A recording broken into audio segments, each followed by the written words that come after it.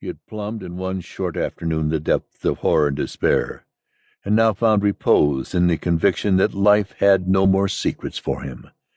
Neither had death. He sat by the corpse thinking very actively, thinking very new thoughts. He seemed to have broken loose from himself altogether. His old thoughts, convictions, likes and dislikes, things he respected and things he abhorred, appeared in their true light at last. Appeared contemptible and childish, false and ridiculous. He reveled in his new wisdom while he sat by the man he had killed. He argued with himself about all things under heaven with that kind of wrong-headed lucidity which may be observed in some lunatics. Incidentally, he reflected that the fellow dead there had been an obnoxious beast anyway, that men died every day in thousands, perhaps in hundreds of thousands, who could tell? And that in the number, that one death, could not possibly make any difference, couldn't have any importance, at least to a thinking creature. He, Kayerts, was a thinking creature. He had been all his life, till that moment, a believer in a lot of nonsense like the rest of mankind, who are fools, but now he thought, he knew. He was at peace, he was familiar with the highest wisdom. Then he tried to imagine himself dead, and Carlier sitting in his chair watching him. And his attempt met with such unexpected success that in a very few moments he became not at all sure who was dead and who was alive. This extraordinary achievement of his fancy startled him, however, and by a clever and timely effort of mind he saved himself just in time for becoming Carlier.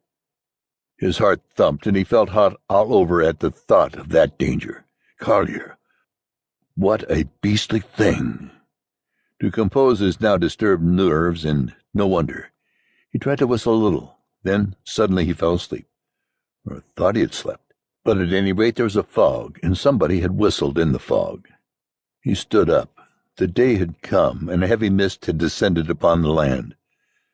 The mist penetrating, enveloping, and silent.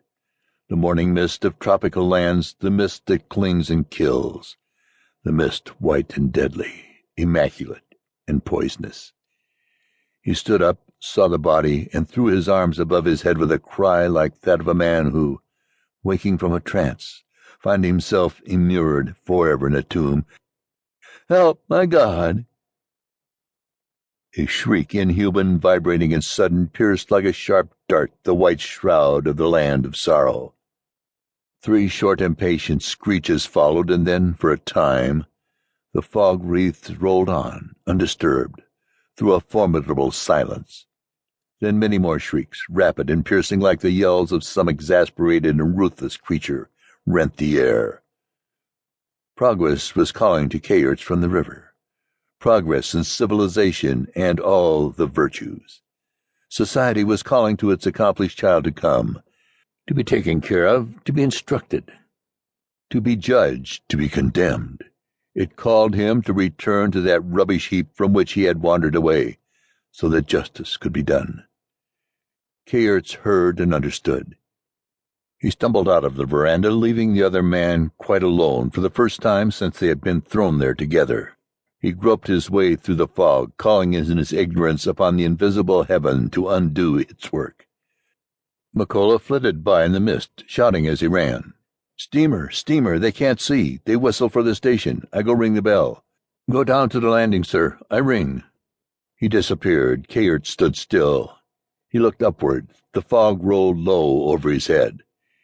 He looked round like a man who had lost his way, and he saw a dark smudge, a cross-shaped stain, upon the shifting purity of the mist.